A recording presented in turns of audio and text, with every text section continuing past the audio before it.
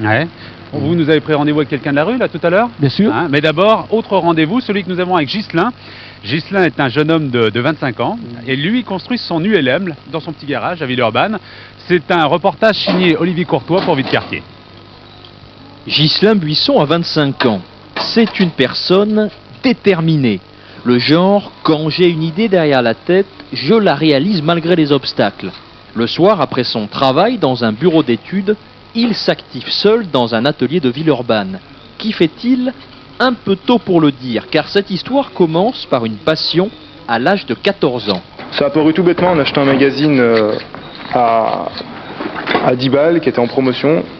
J'ai commencé à lire les articles et puis je suis tombé dedans et puis après ça a été, je pense que c'est sans fin quoi.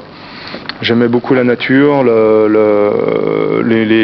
belles vues, donc c'est quelque chose qui était en plus en communion avec ça, le grand air. Le grand air. Ghislain est un fanat d'aéronautique, au point de consacrer 2 heures par jour depuis 8 mois à la construction d'un ULM, son ULM. On a toujours voulu, donc avec ma femme, avoir un avion, puis très vite un ULM finalement, parce qu'on a quand même beaucoup plus de liberté. Donc on a acheté un kit d'ULM, de construction métallique. Donc le kit c'est des pièces d'ULM, on va dire totalement démontées. Il y a beaucoup de travail quand même à faire. On va mettre environ 1 an à le construire, donc on construit notre machine volante.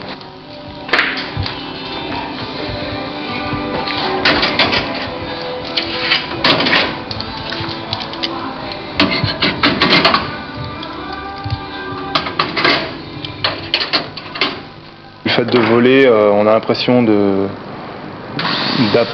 voir des choses que beaucoup de monde ne voit pas. C'est pas pour faire partie d'une élite, c'est pas pour faire partie au contraire, puisque moi justement ce que je veux c'est faire découvrir tout ça aux gens. Mais c'est vrai que de voler le soir par exemple, dans un air parfaitement calme, avec d'un côté la chaîne des Alpes en rose, de l'autre côté l'Auvergne en jaune, et puis 2-3 étoiles qui commencent à scintiller, puis se dire faut redescendre parce qu'il va être nuit, qu'il va faire nuit. C'est pas descriptible. Pour construire cette ULM, Ghislain a plusieurs atouts. Sa passion, sa formation en génie mécanique et le soutien de sa femme. Un projet de couple car ils doivent consentir des sacrifices, notamment financiers. Il reste 80 000 francs à trouver pour acquérir le moteur. Mais leurs rêves valent bien ces sacrifices. Avec ma femme, on a souvent fait des vacances itinérantes, du style donc par exemple la côte atlantique en vélo. Ça, c'est le même principe, sauf que ce sera aérien, et donc d'aller pouvoir se poser au milieu du Cantal avec l'ULM dans une prairie, planter la tente dessous, faire un feu, et puis se réveiller le lendemain. C'est une sorte d'évasion. L'engin sera terminé au printemps 2002. Parmi les premiers projets, des voyages en France et au-delà, jusqu'au Sénégal. L'ULM n'aura pas qu'un usage personnel. Il sera aussi un outil de travail. L'école d'ULM, ça va être une école de pilotage destinée aux habitants du Grand Lyon.